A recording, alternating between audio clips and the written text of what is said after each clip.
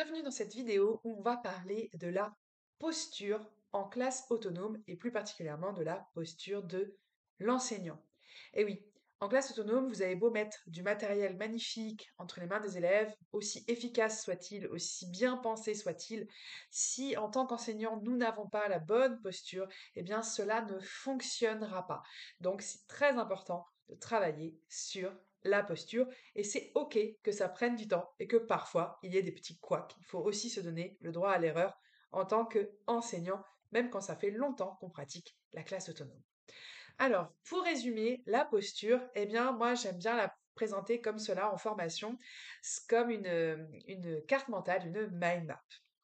La chose qui, pour moi, est vraiment très importante dans la classe autonome, en tout cas dans la façon dont je l'ai conçue et développée, c'est bien sûr la bienveillance. C'est-à-dire que les élèves qu'on a en face de soi, eh bien vraiment, on les considère et on a de la bienveillance envers eux. C'est très important d'avoir des phrases toujours bienveillantes, une posture toujours bienveillante. C'est-à-dire pas de phrases comment dire? Moi, pour mes élèves, je leur explique que la bienveillance, c'est être gentil, tout simplement. Une phrase doit être gentille, c'est aussi simple que ça. Donc, on ne peut pas, en rentrant dans une classe, penser que ses élèves sont des petits cons. On ne peut pas entrer dans sa classe en pensant que ses élèves, de toute façon, sont des ados feignants. Ce n'est pas possible. Ça ne fonctionnera pas si vous faites de la classe autonome avec cet état d'esprit-là. Donc, la bienveillance, c'est vraiment très, très important. Deuxième chose qui est très importante dans une classe autonome, c'est de dédramatiser l'erreur, de montrer que l'erreur et que l'échec, c'est le meilleur des maîtres. Et c'est tout l'intérêt du matériel de la classe autonome, c'est qu'on peut refaire, refaire et refaire autant de fois qu'on veut les ateliers. Et donc, l'erreur fait réellement partie de l'apprentissage. Donc, il faut dédramatiser complètement cette erreur. Ne jamais dire à l'élève non, c'est pas bon, tu t'es trompé. Il va s'en rendre compte tout seul puisqu'il s'auto-corrige lui-même. Et c'est exactement la même chose quand l'élève vient nous voir pour nous montrer qu'il a appris ses flashcards, par exemple. Sur notre visage, on ne doit rien voir, pas d'expression du tout, pour se dire oh là là, mais quand même, ça fait 3 fois qu'il fait ses flashcards, il devrait le savoir. Non, sur notre visage, c'est un sourire. Il se rend compte tout seul qu'il sait ou pas ses flashcards. Il n'a pas besoin qu'on vienne lui dire ah, ben vraiment, tu sais pas bien. Donc, très important de dédramatiser cette erreur, de dédramatiser la notation quand on est en train d'apprendre, de bien leur faire comprendre qu'ils sont dans un processus d'apprentissage. Et à la fin, quand on fait le contrôle, à la fin d'une séance, d'une séquence, pardon, à la fin d'un chapitre, c'est pareil, l'élève se trompe, l'élève n'a peut-être pas bien réussi, mais il a le droit de refaire à la maison, de recommencer, de s'améliorer. Ce qu'on va leur apprendre, c'est vraiment l'idée que l'apprentissage, c'est du long terme et que ce n'est pas parce que tu as eu un 5 une fois en histoire que tu n'es pas bon et que tu n'as pas compris. Tu n'as tout simplement pas encore compris. Et ce mot-là, il est magique. Je vous conseille vraiment de l'utiliser quand un élève vous dit non, je ne sais pas. Tu ne sais pas encore. Je n'y arrive pas. Je n'y arrive pas encore. Ça va être très important de lui montrer on l'encourage et qu'on est dans ce processus. Et justement, ça m'emmène vers l'encouragement et les compliments. L'encouragement et les compliments, c'est important. Il ne faut pas être que dans le compliment, sinon l'élève va se rendre compte qu'on se moque de lui. Si on lui dit tout le temps c'est génial, c'est magnifique, t'es superbe, ça ne fonctionnera pas. Mais être que dans l'encouragement peut être parfois un petit peu frustrant parce que quand vous dites à un élève tu peux être fier de toi, j'ai bien aimé la façon dont tu as traité ce dessin, j'ai beaucoup aimé la façon dont tu as tourné ta problématique, ta réflexion est intéressante, eh bien parfois on a quand même envie d'entendre c'est bien, je suis fier de toi.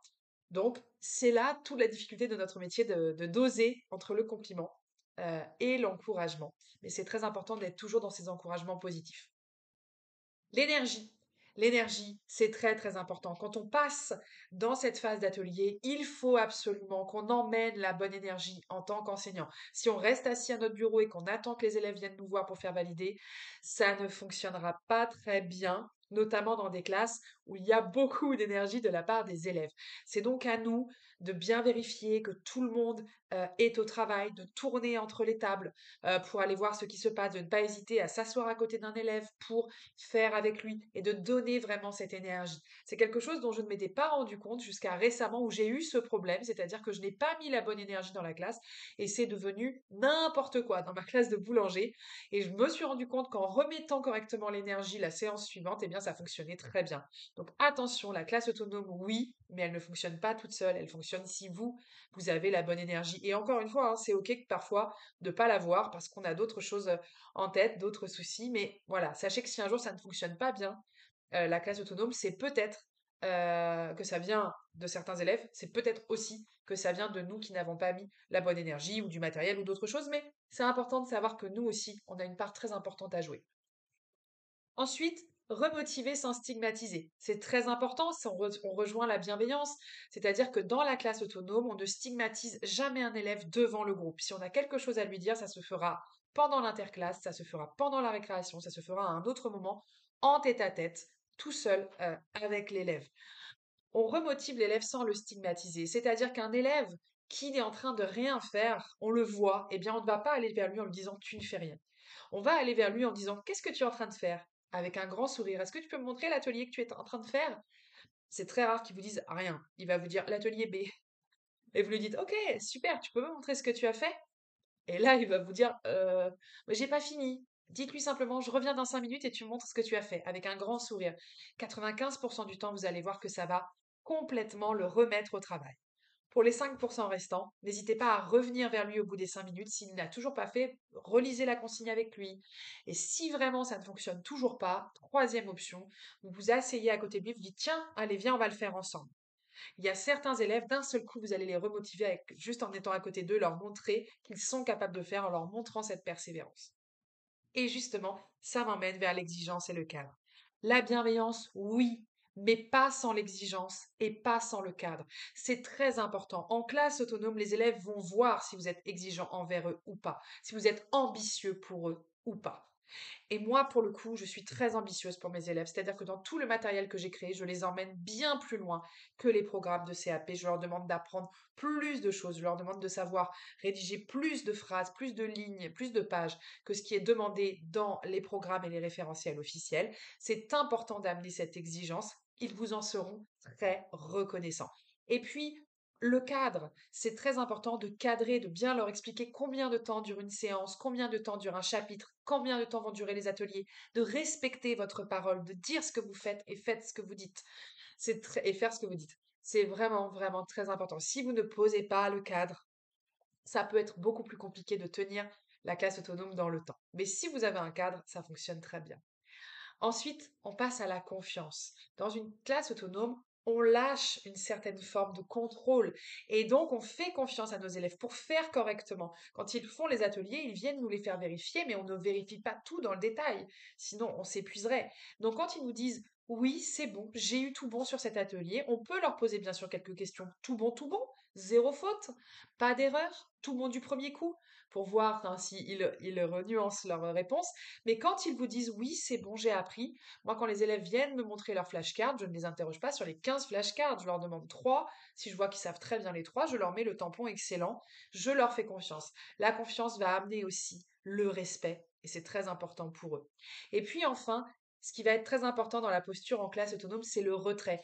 Moi, personnellement, c'est ce qui a été le plus difficile pour moi au début, c'est de m'arrêter de parler vraiment pendant les 45 minutes d'atelier, de les laisser faire, de les laisser se tromper, de les laisser refaire, s'auto-corriger. Au début, quand on les voit se tromper, on a tellement envie d'aller leur dire non, c'est pas dans ce sens-là qu'il faut faire l'atelier. Mais en fait, il faut garder ce retrait absolument parce qu'ils sont dans une concentration. Le cerveau est en train de vraiment travailler avec l'erreur, avec le retour immédiat d'information. C'est très important. Par contre, attention, je nuance quand même ce que je dis, un élève qui est bloqué, et ça se voit souvent dans son corps non verbal, on ne le laisse pas bloquer pendant 15 minutes, on ne le laisse pas se noyer. Bien sûr qu'on va aller aider cet élève-là, c'est tout ça qui est important dans le rôle de l'enseignant pendant les ateliers, c'est d'être un guide pour l'élève, de pouvoir parfois faire l'atelier avec lui ou lui remontrer comment on utilise tel ou tel atelier, c'est très important. Moi, je montre toujours aux élèves la première fois comment on fait les ateliers, notamment de flashcards ou les ateliers d'ordre. Une fois qu'ils en ont vu un une fois, ils comprendront pour les autres ateliers ensuite. Voilà donc la posture. La posture, c'est très, très, très, très important. Ne pensez pas que la classe autonome est une baguette magique qui va résoudre tous les problèmes dans votre classe. Si déjà on n'a pas cette posture adéquate, vous pourrez créer tout le matériel que vous voulez, ça ne sera pas assez efficace. Donc le matériel, oui, mais également la posture de l'enseignant, la bienveillance, le sourire, mais aussi l'exigence. L'exigence, le cadre, leur montrer qu'on va les emmener loin, qu'on est exigeant, qu'on laisse rien passer, qu'on cadre les choses. Et quand il y a un problème, en face à face, jamais devant toute la classe. J'espère que cette vidéo vous aide, vous est utile et vous donne un petit peu plus de pistes pour créer la classe autonome, pardon. Et vraiment, bienvenue dans l'aventure.